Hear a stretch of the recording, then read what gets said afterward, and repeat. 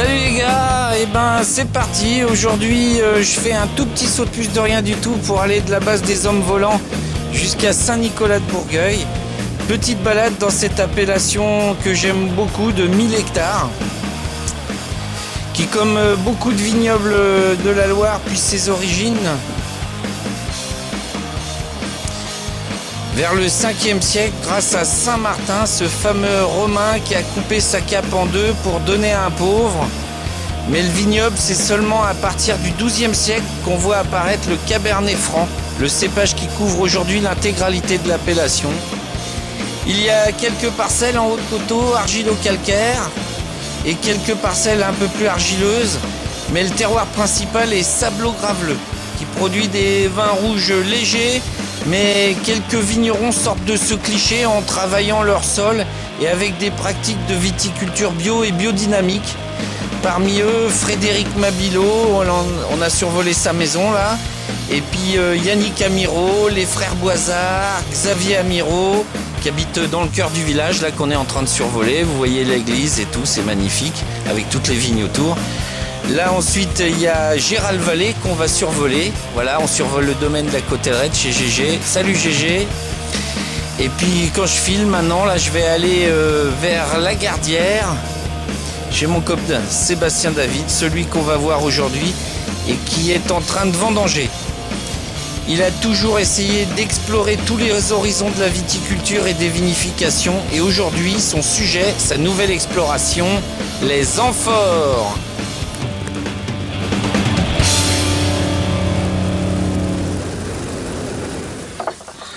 Tu fais quoi là? Je coupe du raisin. Et pourquoi faire? Pour faire du vin. D'accord. Et qui c'est qui fait le vin? Papa. D'accord. Et il est bon son vin? Oui. Comment tu le sais? Parce que j'ai déjà goûté. Ah. Oh, elle est belle ta grappe. Oh punaise. Bah oui. Pardon. Et qui c'est qui m'en laisse là-haut là? Oh là là là là.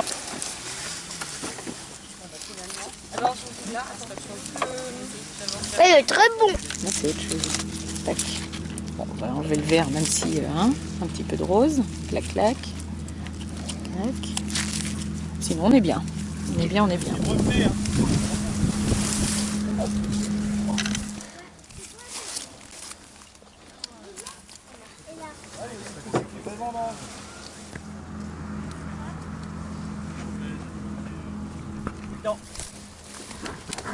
Ce matin ils sont partis à fleur au fusil, ouais, tu comprends, nous. Compris.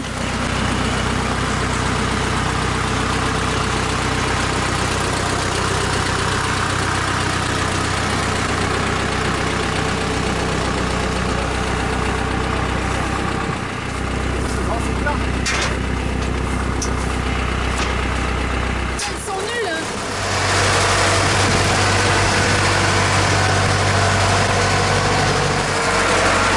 Ou le matériau ou la forme. Et là on est en train de juger, de voir, on fait les deux avec les mêmes vendanges. On va voir à la fin si c'est de la forme de l'œuf ou de la poule ou de la forme ou de la matière qui donne le meilleur résultat. Et en fait là on sait que sur les deux on a la même forme quasiment, elle est juste inversée. C'est-à-dire que là on a pris 2 culs en bas, 2 tiers de retour, alors que sur l'amphore on a 2 tiers de pointe, 1 tiers de retour. Donc quelque chose qui sera plus fin au niveau des échanges, avec une base où il y aura moins de lit qui va remonter sur la forme. Donc là on va avoir quelque chose sachement, on va travailler plus la matière au fond et le gras, alors que sur l'autre on va aller sur la finesse. Donc clairement, tu mets la même vendange, tu as vendangé la même parcelle, et tu mets une partie dans l'amphore en terre cuite et une partie dans une amphore En plastique. en plastique. En PET, où on sait que là on a 1,1 mg d'oxygène dissous par an, alors que là on est à 1,5 à 1,8 avec la terre. Donc on va avoir une différence, mais on connaît la différence. Donc dès demain matin on va commencer à faire les analyses sur mou, et pour voir si on a déjà la terre est connue pour une désacidification précoce du mou. C'est-à-dire, dès le départ, on y va et on perd, et ce qui lance plus facilement les fermentations. Donc là on va voir sur les deux ce qui sera d'abord qui va être Donc si on résume bien, pour toi 2015, ça va être la bataille de la forme ou du fond. Oui, parce que sur le fruit, on y est, comme c'est mûr. On est sur le fruit d'enterrement. Donc on va à la cave voir comment Seb enterre les amphores. Il se prend pour un Kurde. Voilà. Il va enterrer des amphores. Il va nous expliquer. C'est les Géorgiens qui enterrent les amphores. Ouais, c'est 1800 ans. C'est parti. Quelqu'un là.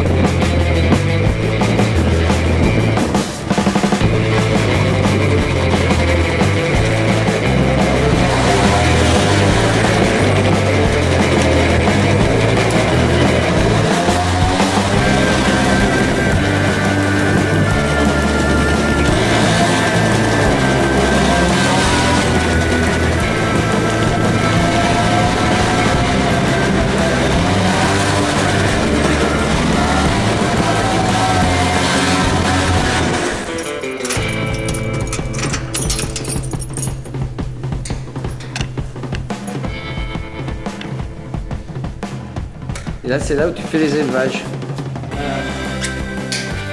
Les œufs en béton, c'est pour ça que là on essaye les œufs en plastique. On voit la différence. Les barriques pour le traditionnel avec les portes de vinification intégrale. Et puis là on essaye tout ce qui est amphore. Terre cuite, 1000 degrés. Et puis les sphères en grès, 1400 degrés. Ça fait un peu laboratoire d'alchimiste. Hein. Les fer à repasser, c'est pourquoi? C'est le poids. Ah, Est-ce que c'est de la fuite? J'arrive pas. excellent. Ça j'ai fait un cerclage. On va... C'est beau les là. Ah, il y a quand même... ça, c'est des dépressions, c'est-à-dire que la densité diminue, c'est ça? Non, mais c'est qu'il y a un changement de pression atmosphérique qui est au-dessus aussi. Impressionnant. Le bébé, on le met là, sauf qu'on va l'enterrer. Il faut que ça soit stable jusqu'à 30 cm, un peu plus de 30 cm. 30 cm, c'est 1,20 m. Donc comme ça on aura de la stabilité, on va capter toute l'énergie de la Terre, et puis on aura l'échange thermique et hydrique entre les deux. L'amphore va rester beaucoup plus... C'est-à-dire que même si là, la cave, elle est à 11 degrés, elle est à 12 et 72% d'hygrométrie. alors que le sol, il va être différent. 85-90%, et on va capter de l'eau, et comme ça on a encore moins de différence. Nous ici ça joue pas de trop, on le voit là sur les niveaux, toi, il balance pas de trop. On reste toujours à peu près sur la même ligne. Et puis la terre, ça se suinte un peu. Mais ça reste que là on a vu là que ça... Donc là, on est bien d'accord, c'est que pour les phases d'élevage. Tu vas pas faire de fermentation. Là, ici, on va pas fermenter avec celle-là. Les fermentations, on va les faire à la maison. Celle-ci, c'est la première année. Donc, on va faire une première fermentation de rosé de mou pour capter les amers de la terre. Et puis après, une fois qu'on aura fait cette fermentation, et on va faire du pétnat avec, sur la deuxième, on va réussir à remettre. Alors, mais ça sera pas cette année. L'année prochaine, on fera. Mais là, on va faire... Alors, dans l'idée, la première fois, tu fais ça pour que la... Pour nettoyer, c'est comme une barrique quand elle est trop neuve, on appure le bois. Voilà. Ou quand moi je fais des terrines, je mets du lait, je mets au four Voilà. au début pour Comme ça, le purifier. pot, tu tires tous les amers, on va dire, de la terre, parce que ça doit avoir été cuit à 1000 degrés, 980 degrés, là, celle-ci. Ça, c'est un modèle unique. Enfin, c'est pas unique. Il y en a 6 dans le monde. Et le papy qui l'a fait, il est décédé, là, l'été dernier. Et il n'y en aura plus jamais. Donc ça, c'est un modèle. C'était fait en Italie. C'est les mêmes potiers qui ont fait ça, Arte Nova. Et La seule différence, c'est que là, c'est des jardinières avec le fond plat. Et là, vraiment, j'ai choisi d'optimiser, d'avoir l'effet sphère et boule sur la largeur pour qu'il y ait beaucoup plus de suspension et de remise en suspension des lits et du travail. Bon, on va chercher la pioche. C'est parti. On sent qu'on n'a pas la même technique, hein. On n'a pas la même approche du tout de l'outil. Hein. Ouais.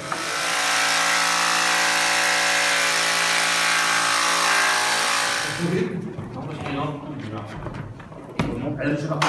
Elle est posée. Là, elle pose de toute façon. C'est bon. Allez, la dernière. 2, 3.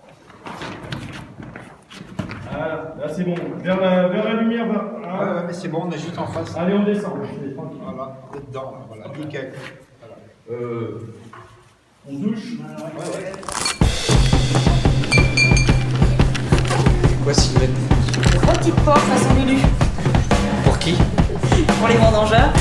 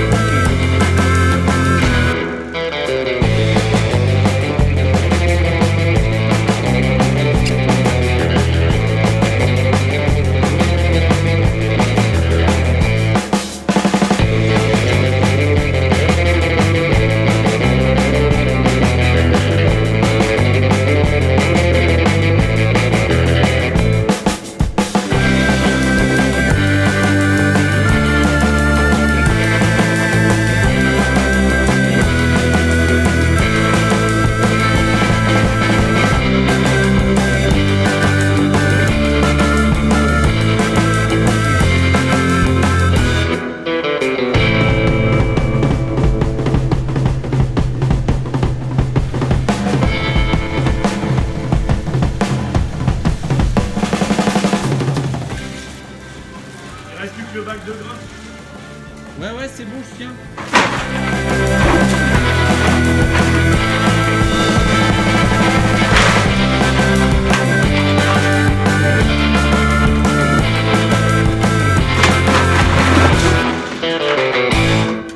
Qui veut des glaçons? Ça sert à quoi la neige carbonique? À faire beau. On est en train de protéger le chapeau d'oxydation. Comme on ne met pas de soufre, on met un gaz qui est plus lourd que l'air, qui est dessus et qui est en train de se répandre. Les glaçons ils sont en train de fondre avec la chaleur du raisin. Et comme ils sont en train de fondre, on va être tranquille, protégé. On n'a pas besoin de mettre de soufre encore salé.